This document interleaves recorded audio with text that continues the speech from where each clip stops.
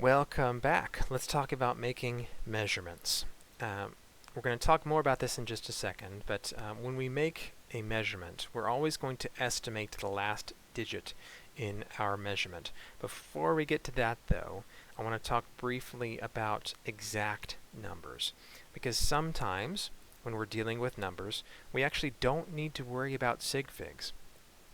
I know, sounds like an amazing thing, not having to worry about sig figs, but we are very limited in these numbers where we can ignore significant digits. We can only do this when we have what are called exact numbers. These are absolute, and they are never measured. If you have a measurement, it is never exact. Exact numbers are things like counting discrete objects, like these pennies. So you can see that we have 1, 2, 3, 4, 5, 6, 7 pennies.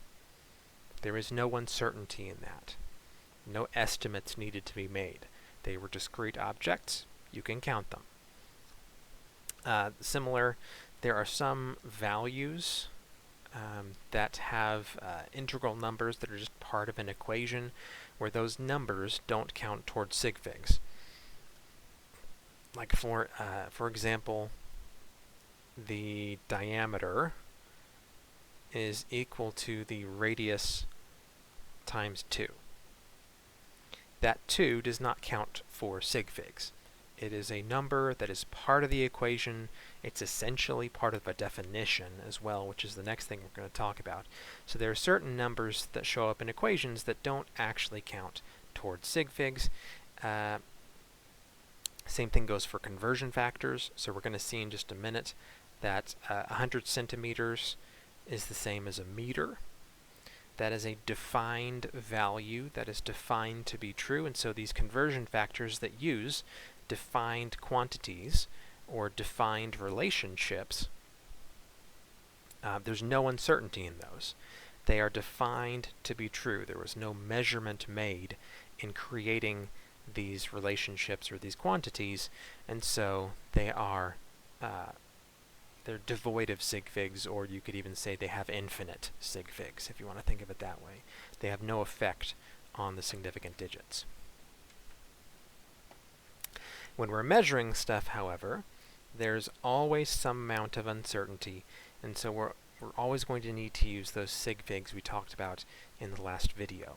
So if, for example, we're measuring a quarter, like you can get a pretty good idea of the width of a quarter. If you put it up on a ruler and you measure it, you can get pretty close, but you're never going to know exactly how wide that quarter is.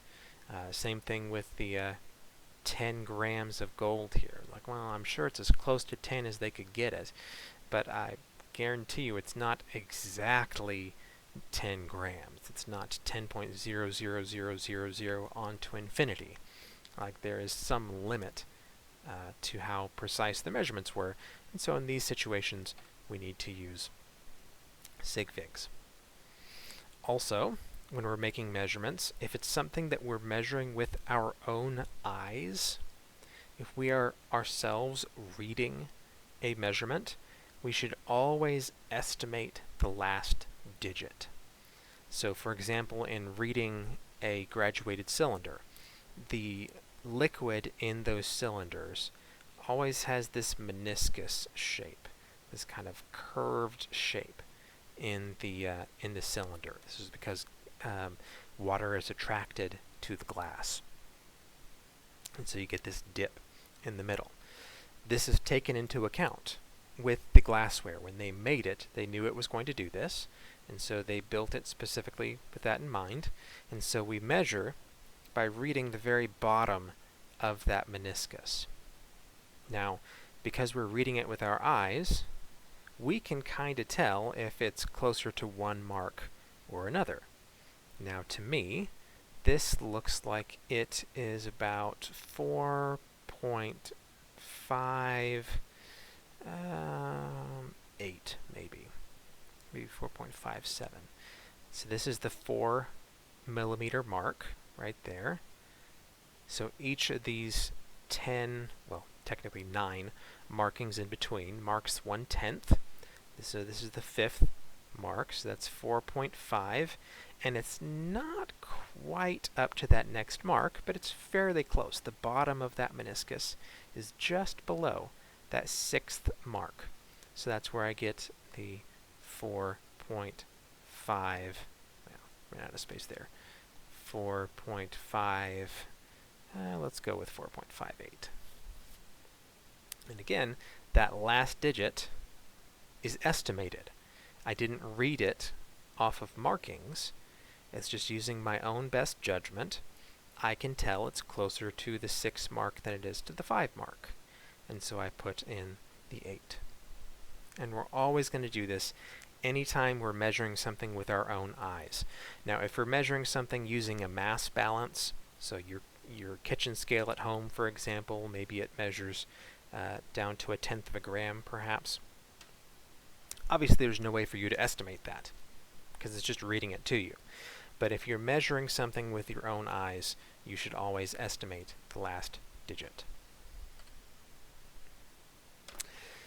Alright, real quickly here, let's go through a few of the different kind of units that we're going to be seeing when we are making these kinds of measurements.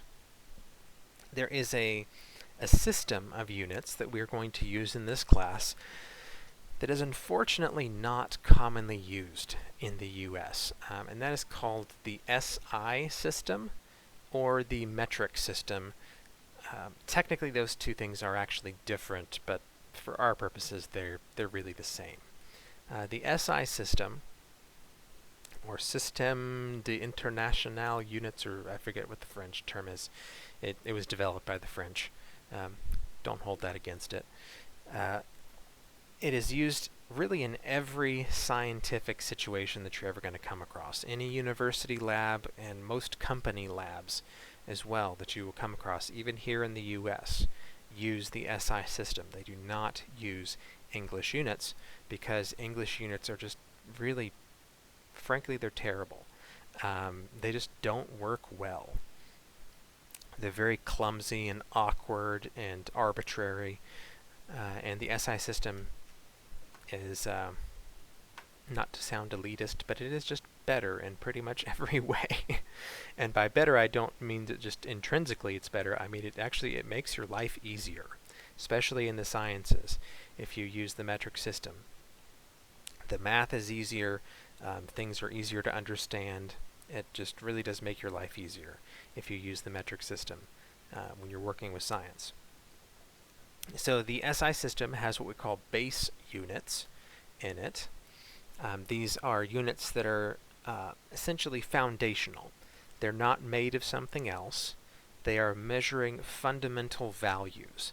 Now there are other things, other units, that are then built with these units, and we'll talk about one of them in just a minute. But these base units, like mass, length, and time, volume is actually not a base unit. These base units are really important for us to understand, and volume is going to be as well, but again, volume is actually based on length. So let's really briefly here just talk about these. So mass, which we're going to measure in either grams or kilograms. Kilograms is actually technically the base unit. This tells us how much matter is present in a sample. Now I want to point out here that matter mass and weight are not the same thing, although we will be using them interchangeably. The reason why I say they're not the same thing is because weight changes with gravity. So your weight here on Earth is different than your weight on the moon, but your mass is not different. Weight is a measure of how strongly gravity pulls on you. Mass is a measure of how much stuff you have. Now, if we stay here on the planet Earth with constant gravity, then we can use them interchangeably. But I just want to point out that technically they are not the same. Volume is a measure of space, essentially, how much space something occupies. It is normally measured in liters. Sometimes you'll see it measured in cubic meters if you're dealing with something that's really large. but most of the time we're going to be using either liters, which you are familiar with from the 2-liter bottles that you get your pop in, or if we're dealing with smaller samples, we will use milliliters, which we'll talk about in a later video. Temperature is another thing that you need to be comfortable using. So temperature is the measure of thermal energy in a substance, and heat is the flow or exchange of that thermal energy. And we'll talk briefly about heat in the next chapter, I believe. So there are 3 main scales of temperature. There's the one that we use all the time, which is Fahrenheit, which is really only useful for our everyday life, talking about what the temperature of the air is outside. When it comes to science, we are going to be using Celsius or Kelvin. Celsius and Kelvin are very closely related, but they are not exactly the same. Kelvin is what we call an absolute temperature scale, which means that 0 Kelvin is the absolute coldest possible temperature in the universe. Nothing can get colder than 0 Kelvin. Celsius has the same size degree as Kelvin, so 1 degree change in Celsius is the same as 1 degree change in Kelvin, but because they don't start at the same point, we still have to do a conversion going from one to another.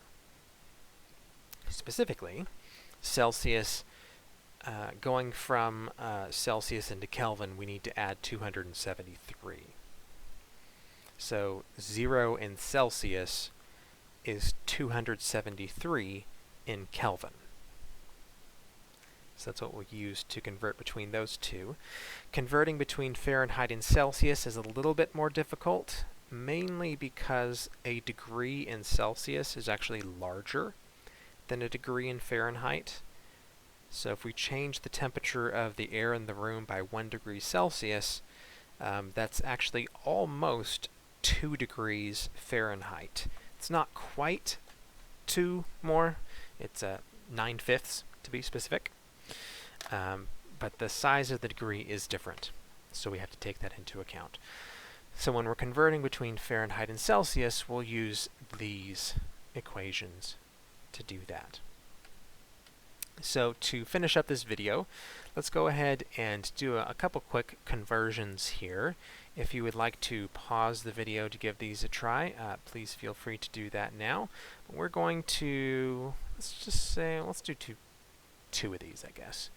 Let's figure out what temperature water boils at in Fahrenheit, and let's find the temperature that water, actually let's find room temperature in Kelvin.